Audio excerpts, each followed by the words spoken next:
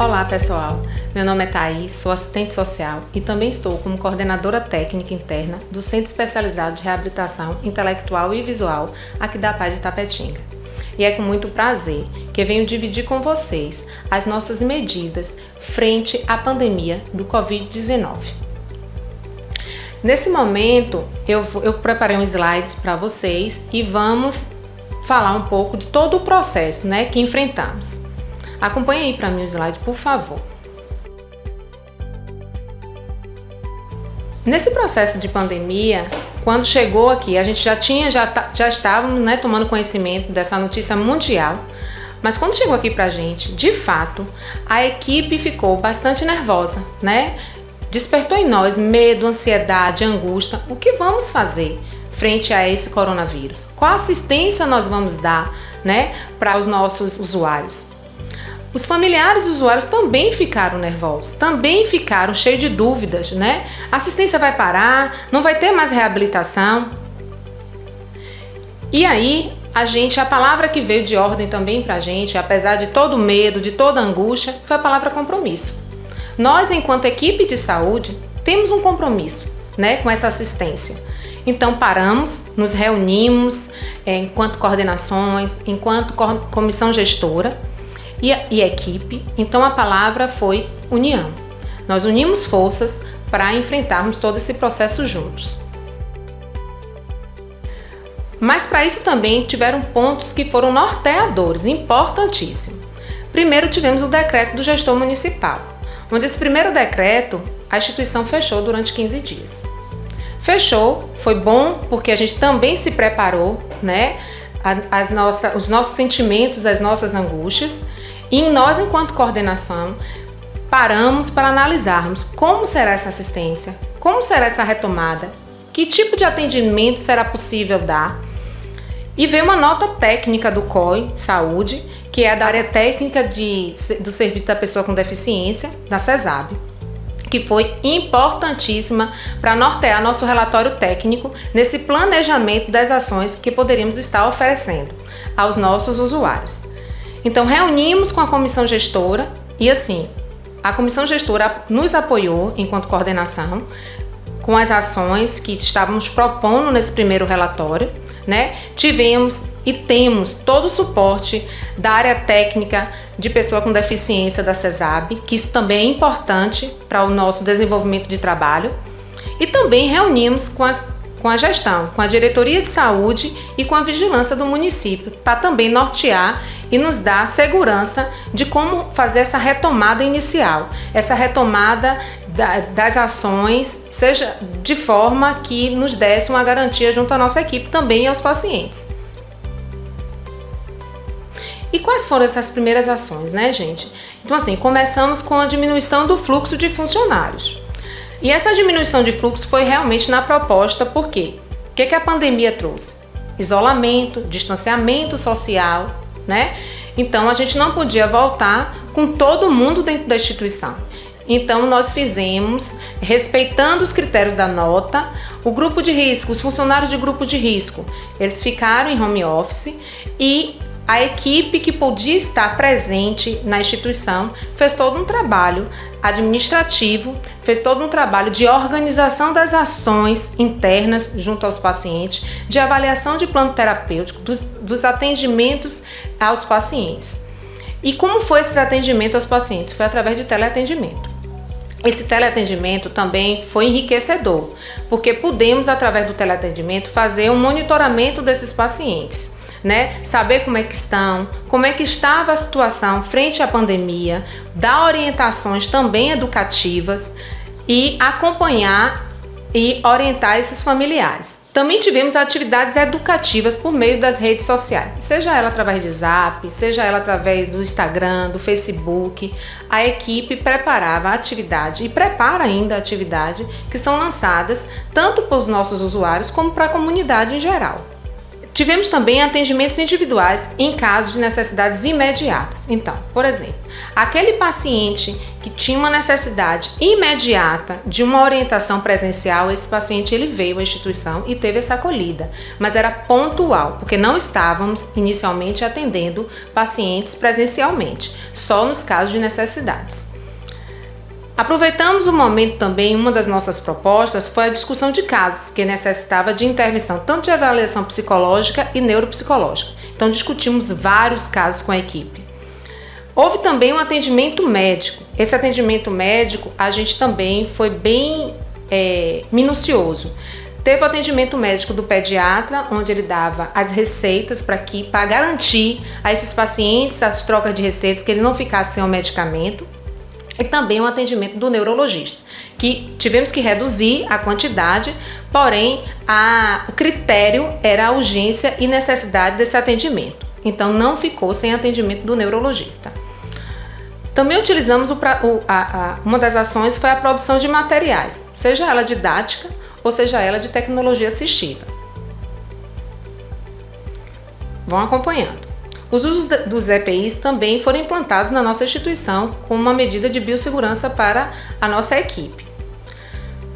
Houve também uma orientação que nós demos aos técnicos, a comunicação sobre os casos de suspeita de vigilância epidemiológica, ou seja, se algum dos nossos funcionários, tivesse suspeita do Covid, a gente teria que comunicar a vigilância epidemiológica. Nos teleatendimentos, também a gente orientava as famílias que fizessem da mesma forma. Houve também no nosso planejamento as reuniões de acompanhamento junto à Secretaria Municipal de Saúde. Isso foi um fortalecimento de vínculo, porque todas as dúvidas que tínhamos e temos que aparece, a gente se reúne com representantes da Secretaria de Saúde para que ele nos dê esse suporte, essas orientações. Fizemos também muitas videoconferências de reuniões entre a equipe para articularmos as ações dentro da instituição. Videoaulas. Foi um momento rico, porque a gente pôde estar se capacitando, sobre tanta temática do Covid-19, como também temáticas de interesse do nosso serviço, seja ele da reabilitação visual ou intelectual. Aproveitamos o momento para fazermos discussões de casos complexos de paciente, a partir das reavaliações de PTS, porque fizemos também reavaliações de PTS dos pacientes. Também foi algo importantíssimo para facilitar no retorno desses pacientes ao serviço. O matriciamento. O matriciamento também foi de suma importância, porque no matriciamento, a gente, dentro de Tapetinga, como nós somos um centro especializado regional, dentro de Tapetinga a gente teve essa articulação tanto com a atenção básica do município, tanto com a assistência social como com a educação. E dos outros municípios, que a gente também atende, a gente pode fazer esse matriciamento junto ao serviço, à Secretaria de Saúde.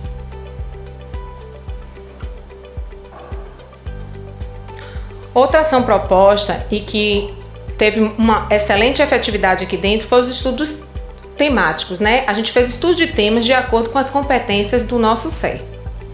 Também foi realizado entrevistas semi-estruturadas com os pais. A gente fez a elaboração dessas entrevistas semi-estruturadas para que a gente pudesse, como se fosse...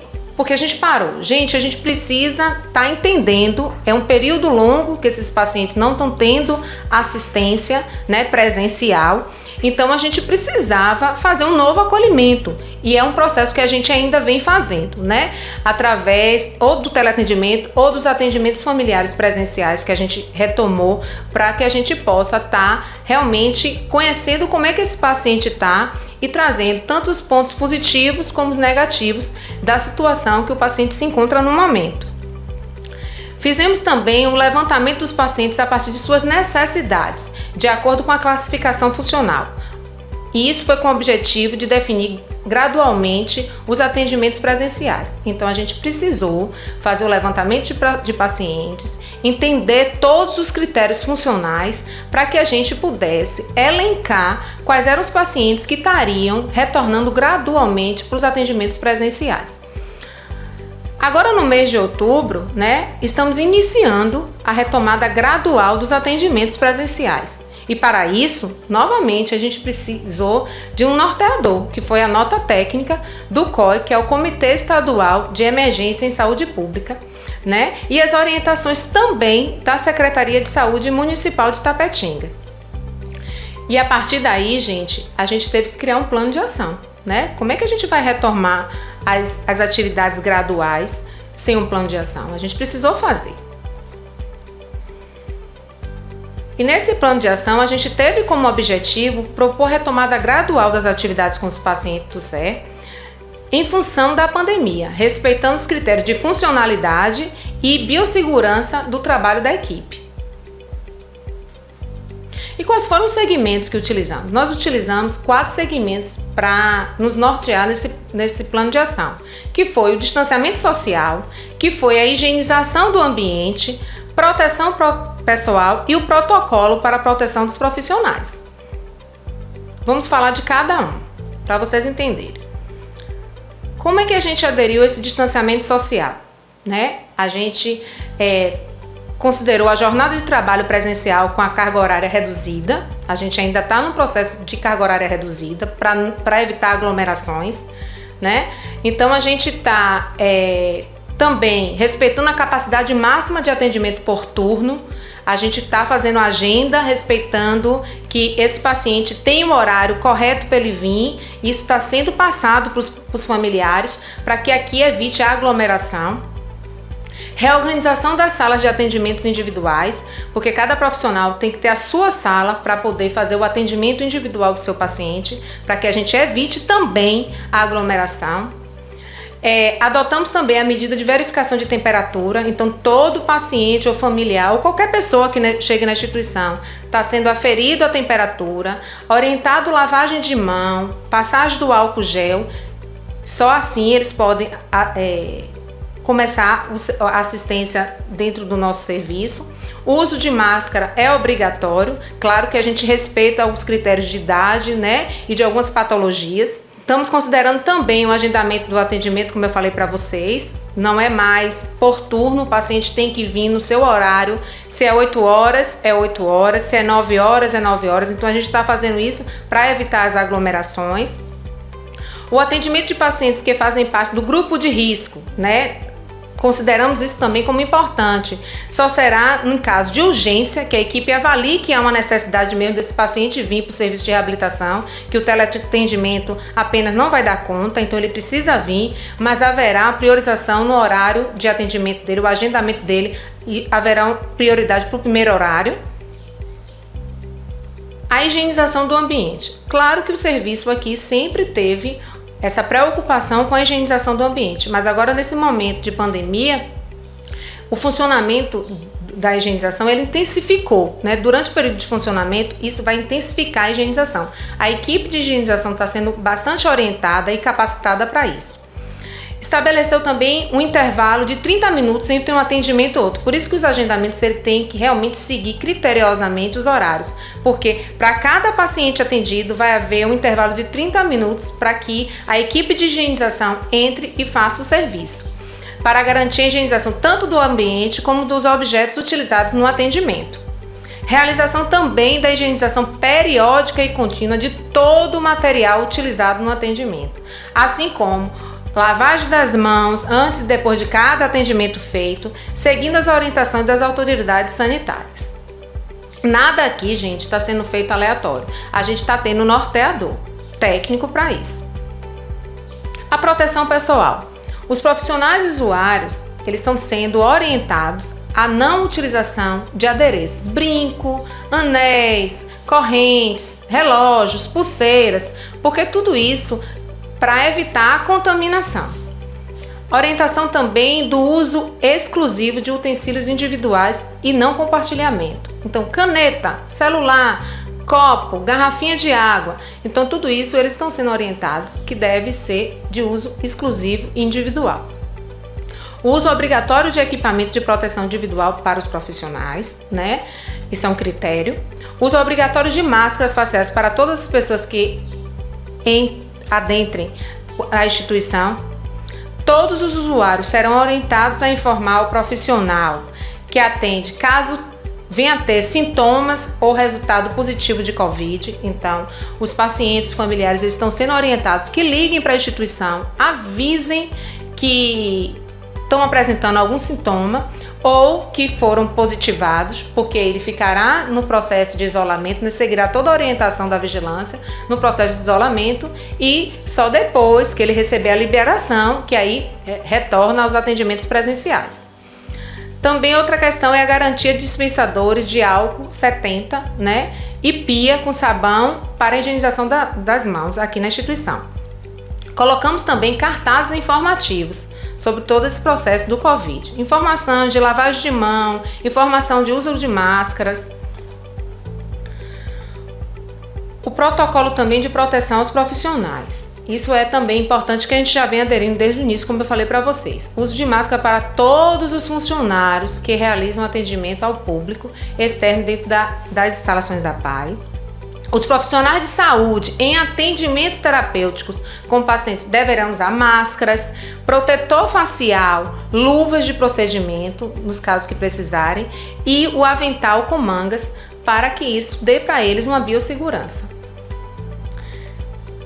E eu trago para vocês, gente, essa frase que me marcou, né? E foi assim, muito nesse momento de recomeço. Ele fala: recomeçar é o fôlego da alma, é mudar o caminho sem mudar a essência, é não se dar por vencido, é saber a importância de parar, respirar e continuar mais firme e decidido, sempre com persistência. E é essa a nossa meta aqui, né? A gente precisa realmente estar recomeçando. Esse momento da pandemia, eu digo sempre à minha equipe que a gente precisa recomeçar todos os dias, né? As ações aqui, elas são planejadas mensalmente, mas a cada dia a gente tem uma surpresa. E a gente precisa recomeçar, a gente precisa ser persistente, a gente precisa acreditar que vai dar certo e dar o nosso melhor. E para isso, gente, eu finalizo agradecendo primeiramente a Deus, que nos dá a sabedoria para estarmos conduzindo toda essa situação, porque não está sendo fácil, né? A gestão como um todo, seja a gestão do município, seja a nossa gestão enquanto presidente e diretora, seja nós coordenadores. Eu agradeço demais aos meus colegas coordenadores, coordenador administrativo, coordenador pedagógico, a minha colega que é coordenadora técnica externa, porque se a gente não tivesse junto, gente, seria difícil. Agradeço toda a equipe da recepção, do pessoal da limpeza, dos técnicos. Ai, meu Deus, eles sabem o quanto eu tô pegando no pé deles, né? Eu digo que eu sou mãe, mas a gente tá assim, trabalhando junto, a equipe tá unida, né? Essa pandemia trouxe coisas bastante positivas, a gente cresceu, a gente aprendeu, a gente uniu forças, né? A equipe pedagógica, meus parabéns, né? A equipe toda administrativa. As famílias, né? Porque também se implicaram bastante em todo esse processo, porque não está sendo fácil. Não é fácil para a gente, também não é fácil para eles. Mas eu digo a você que essa pandemia trouxe ganhos também. E a gente precisa tirar os pontos positivos. E nesse ponto positivo eu trago para vocês que a união faz a força. Tá bom? Um beijo no coração de todos vocês.